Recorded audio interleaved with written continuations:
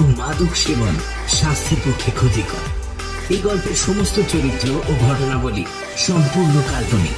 বাস্তবের সঙ্গে কোনো মিল থেকে থাকলে সেটা সম্পূর্ণ অনিচ্ছাকৃত ও কাকতালীয়। আমাদের প্রধান উদ্দেশ্য শ্রোতাদের বিনোদন। কোন ধর্মীয় সম্প্রদায় বা ব্যক্তিগত ধর্মীয় বিশ্বাসকে আঘাত করা নয়। আমরা আশা করব শ্রোতারা নিছক গল্প শোনার আনন্দে এই গল্পটি গ্রহণ করবেন।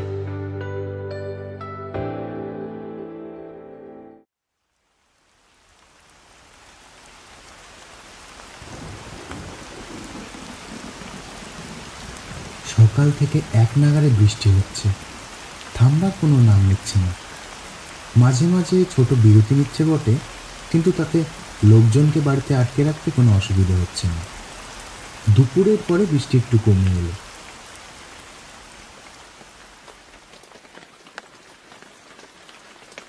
ঝিরিঝিরি সেই বৃষ্টিতে তারানাথের কথা ভীষণ মনে পড়ছিল। বৃষ্টি হলেই আমার তারানাথকে মনে পড়ে, পুরনো দিনের গল্প শুনতে ইচ্ছে করে। আজও সেসব চিন্তা ভাবনা করছিলাম, এমন সময় কিশোরী এসে হাজির হলো। ছাতাটা দরজার কাছে নামিয়ে রেখে জিজ্ঞেস করলো, বসে বসে কি ভাবছো এত? কি আবার, তারানাথের কথাই ভাবছি। 4-5 বছর আগেও তারানাথ চক্রবর্তীকে আমরা চিনতাম না। মনে আছে আমিই প্রথম তোমায় ওর কাছে নিয়ে গিয়েছিলাম? তুমি তো প্রথমে ঠকবাজ বুজরুক ভেবে বসেছিলে। আর আজ সপ্তাহে একটা দিন তারানাথের কাছে না গেলে মন ছটফট করে। ঠিক বলেছ কিশোরী, তারানাথের কাছে যাওয়ার কথাই ভাবছিলাম। তবে আর দেরি কেন, কিছু একটা গায়ে চাপিয়ে নাও।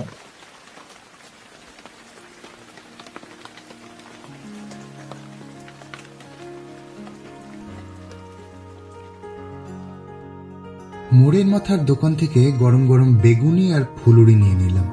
তারানাথের বৈঠকখানায় বসে চা সহযোগে আয়েশ করে খাওয়া যাবে। কিশোরী এক প্যাকেট পাসিং শুনিয়ে নিল। সিগারেটে টান না দিলে আবার তারানাথের গল্পের মেজাজ সহজে আসে না। মটলেনের অনেকটা ভেতর দিকে তারানাথের বাড়ি। বড় রাস্তা থেকে খুব দূরে নয়, কিন্তু রাস্তার কোলাহল সে অবধি পৌঁছায় না। প্রাচীন কলকাতার বুকে একটা শান্ত স্নিগ্ধ কোণে তারানাথের বাসস্থান। পলেস্তারা খসে পড়া নোনা ধরা দেওয়াল, সদর দরজার কাঠ জীর্ণ হয়ে ফাঁকা ফাঁকা হয়ে গেছে। তবু তারানাথের গল্পের মতোই পুরনো দিনের চাদর মুড়ি দিয়ে বাড়িটা দাঁড়িয়ে আছে। আধুনিক যুগ যেন বাড়িটাকে স্পর্শ না করে পাশ কাটিয়ে চলে গেছে। তারানাথ গল্প বলে সুন্দর, গল্পটা সত্যি না মিথ্যে সে প্রশ্ন মনেই আসে না। ঠিক যেন সম্মোহনের মতো একটা ব্যাপার।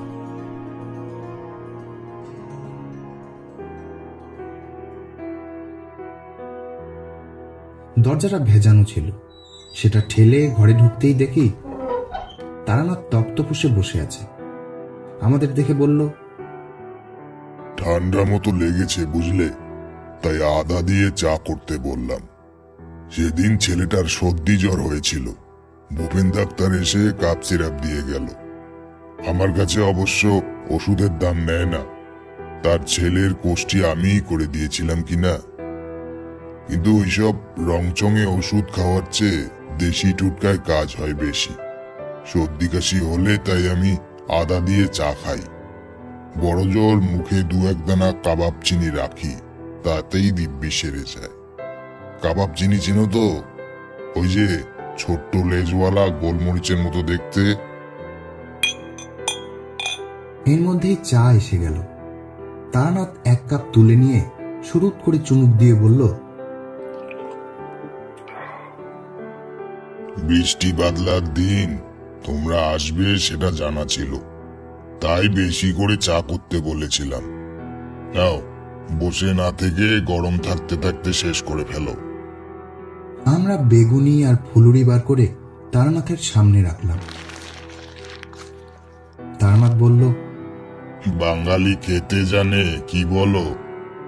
বৃষ্টির দিনে গরম চায়ের সাথে ভাজা। এক কাজ করো, রাতে খিচুড়ি হয়ে যাক, তাহলে খেয়ে যেও কিন্তু।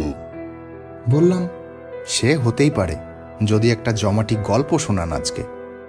তোমাদের জমজমাট গল্প শোনানোর জন্যই হয়তো কতজনকে বিপদের সামনে পড়তে হয়েছিল। তখন যদি জানতাম একদিন তোমাদের সাথে দেখা হবে বলে এতজনকে ভগবান বিপদের মুখে ঠেলে দিচ্ছেন। যাই হোক, বসো তাহলে জমিয়ে, আমি খিচুড়ির কথাটা বলে আসি। এই বলে তারানাথ উঠে চলে গেল ভেতর বাড়িতে। কথাটা এখান থেকেই হাঁক দিয়ে বলা যেত, কিন্তু তারানাথের সামনে আমরা ধূমপান করি না, আর সেটা সে জানে। তাই চায়ের পরে ধূমপানের জন্য একটা আছিলা করে তারানাথ উঠে গেল। আমরাও বারান্দায় গিয়ে সিগারেট শেষ করে আবার ঘরে এসে বসলাম। কিশোরী পাসিং শোয়ের প্যাকেটটা তারানাথের সামনে রাখলো।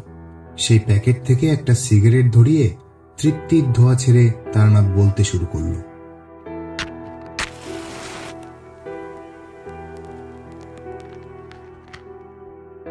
আমার বন্ধু বীরজাভূষণের কথা তোমাদের মনে আছে?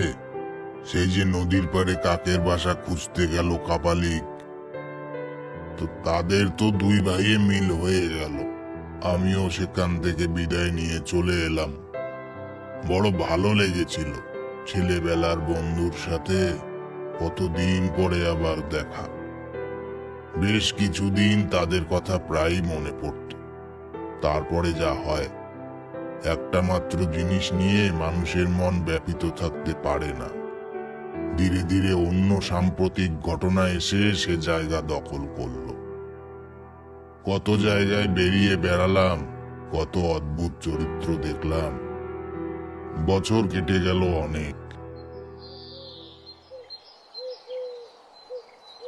একদিন ঘরের ভেতর বসে কোষ্ঠী তৈরি করছি। সময়টা সকাল 10টার মতো হবে। বাইরে থেকে কে যেন আমার নাম ধরে ডাকলো।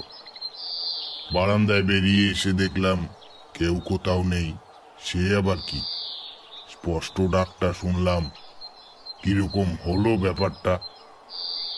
অবাক হয়ে খানিকক্ষণ দাঁড়িয়ে থেকে ঘরের মধ্যে ফিরে এসে বসতে না বসতেই আবার সেই ডাক। এবার আর বাইরে বেরোলাম না।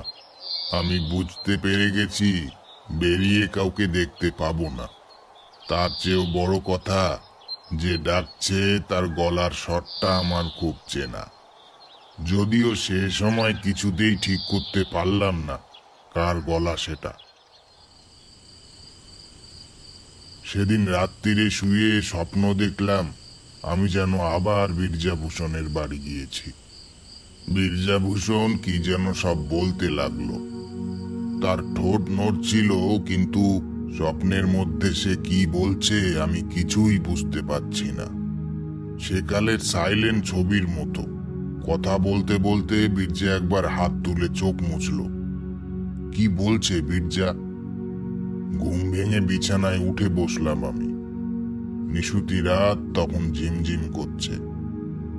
ততক্ষণে আমার গায়ে কাঁটা দিয়ে উঠেছে। আমি বুঝতে পেরেছি সেদিন কার গলা আমি শুনেছিলাম। বীরজাভূষণ আমাকে ডাকছে। সেখান থেকে চলে আসবার সময় ওকে বলেছিলাম কোনো কারণে আমাকে দরকার হলে কি করে ডাকতে হবে। সে কথা প্রায় ভুলেই গিয়েছিলাম। কিন্তু এত বছর পরে বীরজাভূষণ আমাকে ডাকছে কেন? যে কারণেই ডাকুক, তার মধ্যে একটা অসহায় আকুতি ফুটে উঠেছিল। পরের দিন একটা ঝুলিতে 2-4টে জামা কাপড় গুছিয়ে নিয়ে রওনা হয়ে গেলাম। মাঝখানে অনেক সময় কেটে গেছে, কিন্তু এখনো সেখানে পৌঁছতে হলে শেষ 4 মাইল মাঠের মধ্য দিয়ে হাঁটতে হয়।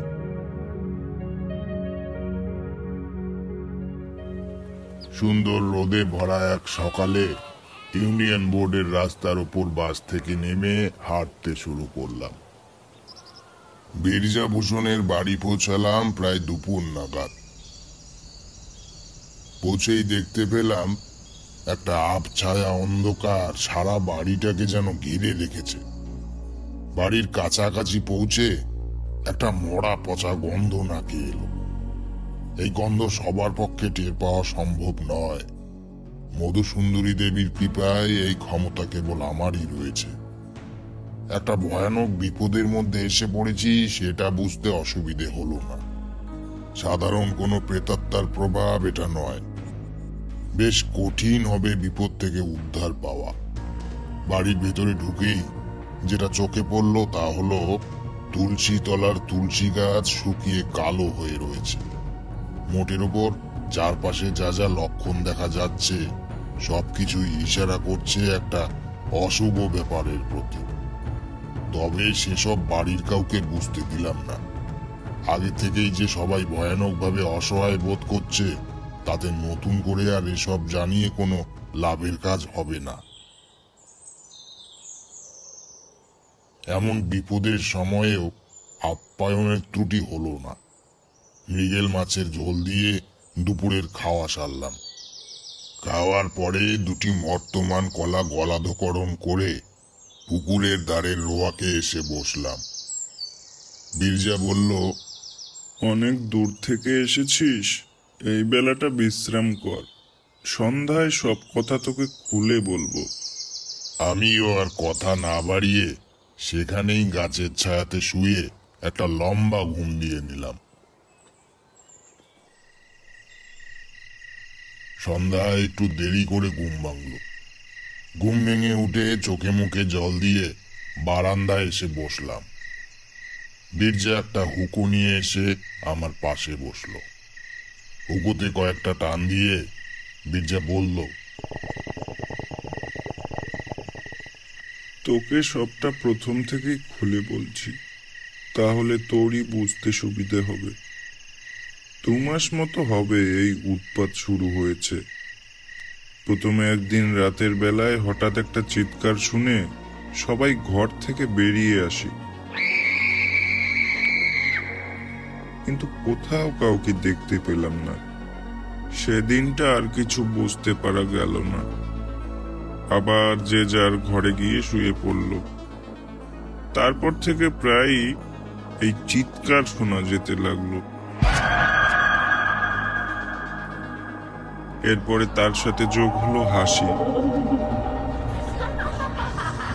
কদিন পরে সন্ধ্যা হতেই কার যেন গোঙানির আওয়াজ ভেসে আসতে লাগলো। আওয়াজগুলো কোথা থেকে আসে সেটা ঠিক ঠাওর করা যায় না। সবাই প্রচন্ড ভয় পেয়ে গেল এইসব দেখে শুনে। তুলসী তলায় যতবার নতুন গাছ লাগানো হয়, সে গাছে একদিনের মধ্যেই শুকিয়ে কাঠ হয়ে যায়। অনেকজনকে নিয়ে এসে ঝাড়ফুঁক করানো হলো, তাবিজ কবজ করানো হলো, কিন্তু কিছুতেই কোনো কাজের কাজ হলো না। উল্টে যোগ হলো নতুন উৎপাত। কেউ হয়তো খেতে বসেছে, হঠাৎ খাওয়ার থালা উল্টে যাচ্ছে। কেউ ঘুমিয়ে থাকলে কোত্থেকে কে যেন চুল খামচে ধরে ঘুম ভাঙিয়ে দিচ্ছে। মাঝরাতে হঠাৎ করে রান্নাঘরে কে যেন বাসনপত্র মেঝেতে ছুঁড়ে মারছে। এখন আবার ঘুমিয়ে থাকলে কেউ যেন পিঠে আঁচড়ে দিচ্ছে। এই যে, এই দেখ। বীরজা একটু ঘুরে পিঠের থেকে কাপড়টা সরিয়ে আমায় দেখালো। দেখলাম বড় বড় নখ দিয়ে কেউ যেন খামচে দিয়েছে। খুব গভীর না হলেও দাগগুলো স্পষ্ট বোঝা যাচ্ছে। আমি কোনো কুল কিনারা পাচ্ছিলাম না যে কোথা থেকে কাজ শুরু করব। ঠিক কিসের জন্য এসব হচ্ছে তা যেন বুঝে উঠতে পারছিলাম না। জিজ্ঞেস করলাম, এইসব ঘটনা কি সন্ধ্যাবেলায় ঘটে না রাতে? সন্ধ্যায় রাতে দুবেলাই হয়, তবে রাত যত গভীর হয় তত যেন এর মাত্রা বেড়ে ওঠে। আমি নিজে আগে দেখতে চাই সবকিছু। আজ রাতে ভালো মতো ব্যাপারটা বুঝে নিতে হবে। কারণটা জানতে না পারলে সমাধান করার কোনো উপায় নেই। বাড়ির সবাই যেন আজ নিজের নিজের ঘরেই থাকে। যাই হয়ে যাক, কেউ যেন নিজের জায়গা ছেড়ে না ওঠে, তাতে আমার কাজে বাধা আসতে পারে। তারপর দেখি কি ব্যবস্থা করতে পারি। রাতের খাওয়া দাওয়া সেরে নিয়ে বীরজা আর আমি এক ঘরে শুয়ে পড়লাম। ঘুম যে হবে না তা জানতাম, তাই শুয়ে শুয়ে অপেক্ষা করতে লাগলাম। তাছাড়া দুপুরে ভালো মতো ঘুমিয়ে নিয়েছি, তাই সহজে ঘুমও এখন আসবে না। বীরজাকে বললাম, তুই ঘুমিয়ে পড়, তোর জেগে থাকার কোনো দরকার নেই। কিন্তু তোর যদি কোনো বিপদ হয়? আমার কোনো বিপদ হবে না। নিজেকে রক্ষা করার মতো বিদ্যেটুকু আমার আছে। তুই এ নিয়ে চিন্তা করিস না। অনেকদিন তো ভালো মতো ঘুম হয়নি, আজকের রাতটা ভালোভাবে ঘুমানো দরকার তোর। বীরজা আর প্রতিবাদ না করে চুপ করে গেল। কিছুক্ষণ পরে বীরজা ঘুমিয়ে পড়ল। ঘড়িতে তখন রাত 11টা। বাড়ির সবাই যে যার ঘরে ঘুমাচ্ছে। হঠাৎ মনে হলো বাড়ির চারপাশে যেন ঝড় শুরু হয়েছে। অবাক লাগলো ব্যাপারটা। বীরজা তো কোনো ঝড়ের কথা আমায় বলেনি। তবে কি সেই অশুভ শক্তি বাড়িতে আমার উপস্থিতি টের পেয়েছে? না হলে হঠাৎ আজ এই ঝড় ওঠার কারণ কি? তাছাড়া কেবল আমি সেই ঝড়ের অস্তিত্ব অনুভব করছি। আমার পাশে বীরজা অগরে ঘুমোচ্ছে। দরজা খুলে ঘরের বাইরে বেরিয়ে এসে বুঝলাম আমার অনুমানই সত্যি। বাড়ির চারপাশেই শুধু এই ঝড় সীমাবদ্ধ। দূরের কোনো গাছের একটা পাতাও নড়ছে না। ঠিক তখনই ওপর তলায় কি যেন ছুঁড়ে ফেলার আওয়াজ হলো। সিঁড়ি দিয়ে উঠে দেখি জল ভরা একটা মাটির কলসি ভেঙে টুকরো টুকরো হয়ে আছে, আর কলসির জল সারা বারান্দায় ছড়িয়ে সিঁড়ি দিয়ে গড়িয়ে পড়ছে। সেই আওয়াজে বীরজার বৌমা রাধা বেরিয়ে এসেছে দরজা খুলে। আমায় দেখে বলল, দেখলেন তো কাকা বাবু, এবার সারা রাত ধরে কিছু না কিছু হতেই থাকবে। ঘর ছেড়ে বাইরে এলে কেন? আমি তো বলেছিলাম যে যে যার জায়গায় থাকতে। রাধা আমার কথা শুনে আবার ঘরে ঢুকে দরজা লাগিয়ে দিল। ঠিক তখনই আর একটা আওয়াজ শুনে পিছনে ফিরে দেখি একটা কাঠের চেয়ার ধীরে ধীরে কাঁপতে শুরু করেছে। আমি সাথে সাথে দৌড়ে গিয়ে চেয়ারটা শক্ত করে ধরতেই সেটা ছিটকে গিয়ে একেবারে বাড়ির উঠোনে গিয়ে পড়ল। সাথে সাথে ভেঙে কয়েক টুকরো হয়ে গেল চেয়ারটা। বাড়ির সীমানার কাছের সুপারি গাছগুলো এমন ভাবে দুলছে যেন এখনই সেগুলো শিকড় ছেড়ে উপড়ে ফেলবে কেউ। আমি আবার নিচে এসে ঘরে ঢুকে দরজায় ছিটকানি দিয়ে দিলাম। তারপরে পেছনে ফিরতেই শুনতে পেলাম কে যেন তীব্রভাবে দরজায় ধাক্কা মারছে আর চিৎকার করে হাসছে। সেই শব্দে বীরজার ঘুম ভেঙে উঠে বসল। কাতর দৃষ্টিতে আমার দিকে চেয়ে বলল, এসব কি হচ্ছে তারানাথ? তুই কি কিছু বুঝতে পেরেছিস কেন এমনটা হচ্ছে? এটুকু বুঝতে পেরেছি যে আমি আসায় তার খুব অসুবিধে হচ্ছে। আমি এখানে থাকি এটা সে কিছুতেই চায় না, অর্থাৎ আমি তার কাজে বাধা দিতে পারবো এটা বুঝতে পারছি। দরজায় তখনও ধাক্কা দিয়ে যাচ্ছে সেই অপবিত্র প্রাণী। আমি দুহাত জড়ো করে গুরু মন্ত্র জপ করতে আরম্ভ করলাম। ধীরে ধীরে ঝড়টা থেমে এলো, দরজায় ধাক্কাও বন্ধ হয়ে গেল।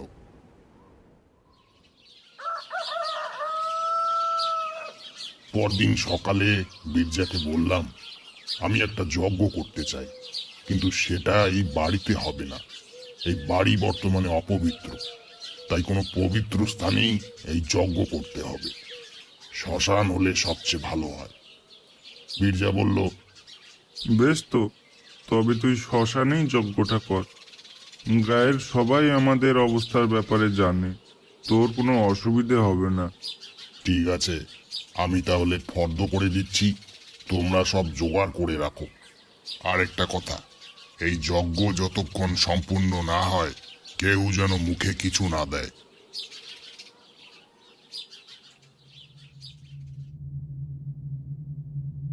কথা মতো দুপুরবেলা শ্মশানে যজ্ঞে বসলাম।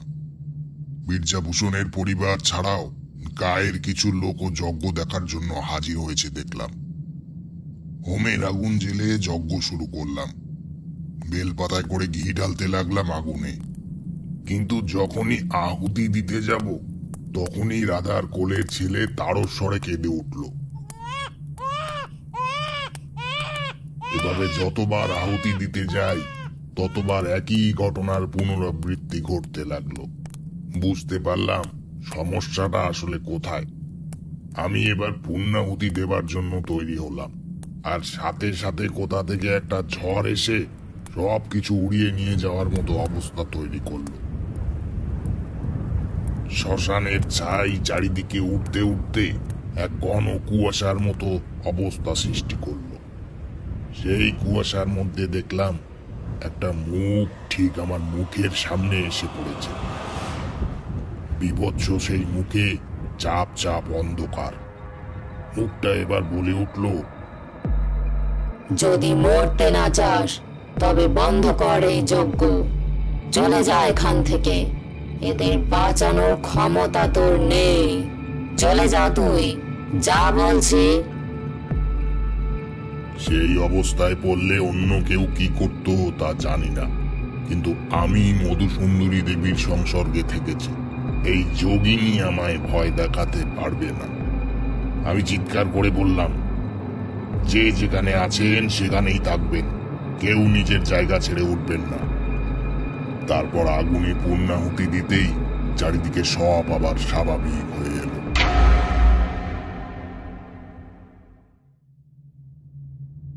তারপর শান্তি জল ছিটিয়ে সবার হাতে মন্ত্রপুত সুতো বেঁধে দিলাম। এরপর বাকি জলটুকু বাড়ির চারধারে ছিটিয়ে দিলাম। এই বন্ধন দেওয়ার পরে কোনো অশুভ কিছু বাড়ির ভেতরে আর প্রবেশ করতে পারবে না। সেদিন সবাইকে নিরামিষ আহার করতে বললাম, কারণ কোনো রকম আমিষ আহার করলে এই বন্ধনের ক্ষমতা কমে যাবে। সেদিন রাতে আবার ঝড় শুরু হলো, কিন্তু তাতে কারোর কোনো ক্ষতি হওয়ার সম্ভাবনা নেই যতক্ষণ সেই মন্ত্রপুত সুতো সবার হাতে রয়েছে। বিপদের উৎসটা কিছুটা আজ বুঝতে পেরেছি। কালকের আগে নতুন করে নিশ্চিন্ত হওয়া সম্ভব না, তাই আমিও শুয়ে ঘুমিয়ে পড়লাম। যা করার তা করতে হবে আগামীকাল।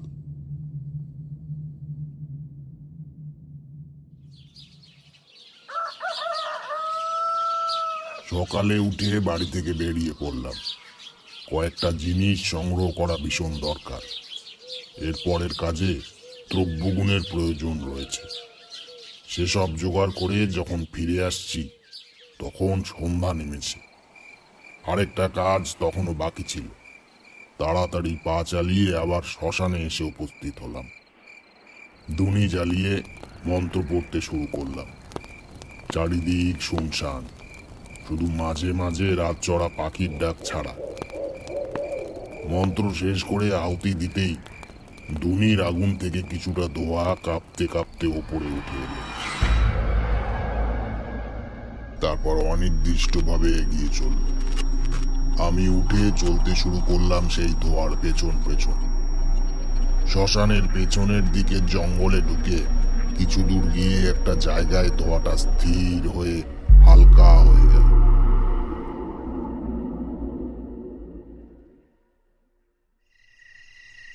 জায়গাটা চিহ্নিত করে আমি বীরজার বাড়ি ফিরে এলাম। বীরজার ছেলে পীতাম্বরকে বললাম, একটা শাবল নিয়ে এখনই আমার সাথে এসো, কোনো প্রশ্ন করো না। তারপর একটা লণ্ঠন নিয়ে সেই জায়গায় ফিরে গিয়ে পীতাম্বরকে জায়গাটা খুঁড়তে বললাম। আমার কথা মতো সে মাটি খোঁড়া শুরু করলো। প্রায় 2 হাত মাটি খোঁড়ার পর দেখা গেল একটা মানুষের কঙ্কাল। পীতাম্বর ভয়ে পিছিয়ে এলো। আমি লণ্ঠনটা ধরে এগিয়ে গেলাম কঙ্কালটার কাছে। দেখলাম আমার অনুমানই সত্যি, কঙ্কালটার গায়ে মাংস ধরতে শুরু করেছে।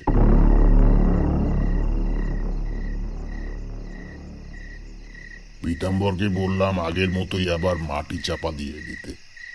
তারপর ফিরে এলাম বাড়িতে। সবাইকে বলে দিলাম আমি সবটা বুঝতে পেরেছি, আর একটা রাতের মধ্যেই সব সমস্যার সমাধান হয়ে যাবে। খেয়ে দিয়ে শুয়ে পড়লাম তাড়াতাড়ি। সারাদিন প্রচুর পরিশ্রম হয়েছিল, তাই ঘুমিয়েও পড়লাম একটু পরেই।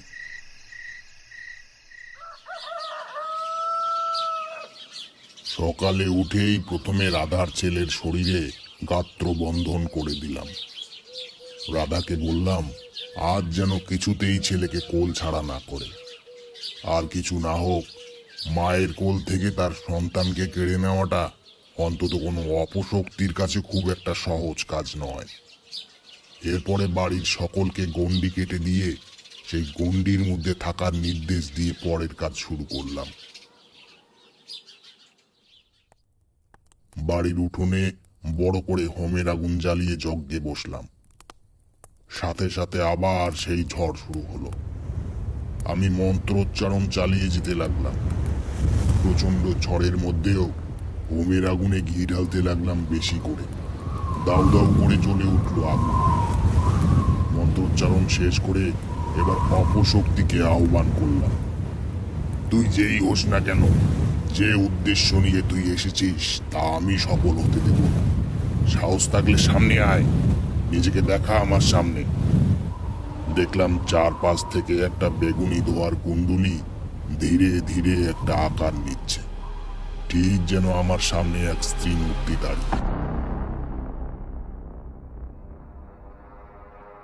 বিভৎস অন্ধকার মুখে গভীর দুটো চোখ যেন অসীম কোনো গহ্বরের মতো দেখাচ্ছে। এই দৃশ্য দেখে সবাই ঠক ঠক করে কাঁপতে শুরু করল। আমি সেই স্ত্রী মূর্তির দিকে প্রশ্ন ছুড়ে দিলাম, তুই কি জন্য এখানে এসেছিস? মূর্তিটি তার এক হাত সম্প্রসারিত করে একদিকে দেখিয়ে দিল। দেখলাম রাধার কোলের ছেলের দিকে নির্দেশ করছে সেই হাত। বলে উঠল, ওই বাচ্চাটাকে আমি নিয়ে যেতে এসেছি। রাধার ছেলে আবার তারস্বরে কেঁদে উঠল। আমি বললাম, আমি থাকতে তোর এই ইচ্ছে কিছুতেই পূর্ণ হবে না। তাহলে তোকে মেরে আমি ওই বাচ্চাটাকে নিয়ে যাব। তার আগে বল তুই কে, নিজের পরিচয় দে। আমি যোগিনী। আমি শুধু ওই বাচ্চাটার জন্যই এসেছি, আর কারো কোনো অনিষ্ট আমি করব না। তার আগে তোকে আমায় শেষ করতে হবে। তবে তাই করব। এই বলে সেই মূর্তি দু হাত বাড়িয়ে আমার গলা চেপে ধরল। আমি এই সুযোগের অপেক্ষাতেই ছিলাম। ঝোলা থেকে মন্ত্রপুত রুদ্রাক্ষের মালা বের করে আমি যোগিনীর গলায় পরিয়ে দিলাম। সাথে সাথে ভীষণ আর্তনাদ করে সেই ধোয়ার কুণ্ডলী ছিটকে চারদিকে ছড়িয়ে পড়ল।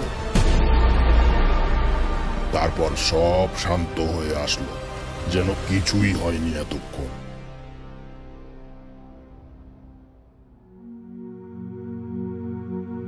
আমি সেই রুদ্রাক্ষের মালা আবার ঝোলায় রেখে সবাইকে গণ্ডি ছেড়ে বেরিয়ে আসতে বললাম। রাধার ছেলের কান্নাও একেবারে থেমে গেল। বুঝলাম বিপদ একেবারেই কেটে গেছে।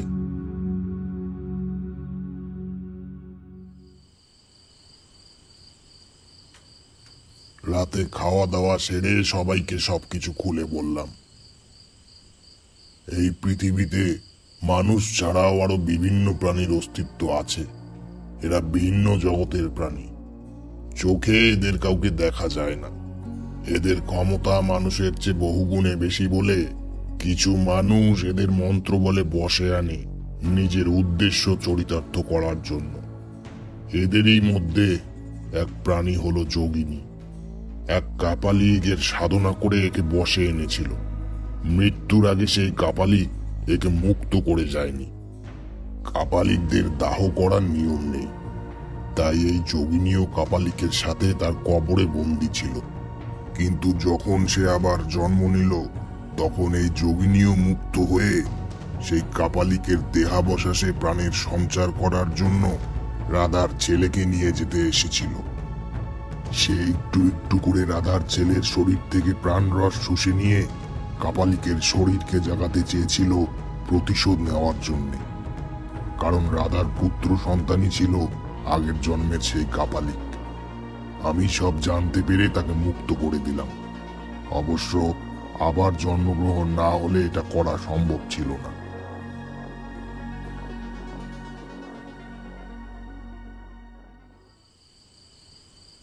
এরপর সেই রাতটা থেকে পরদিন বিদ্যাভূষণকে বিদায় জানিয়ে বাড়ি ফিরে আসলাম।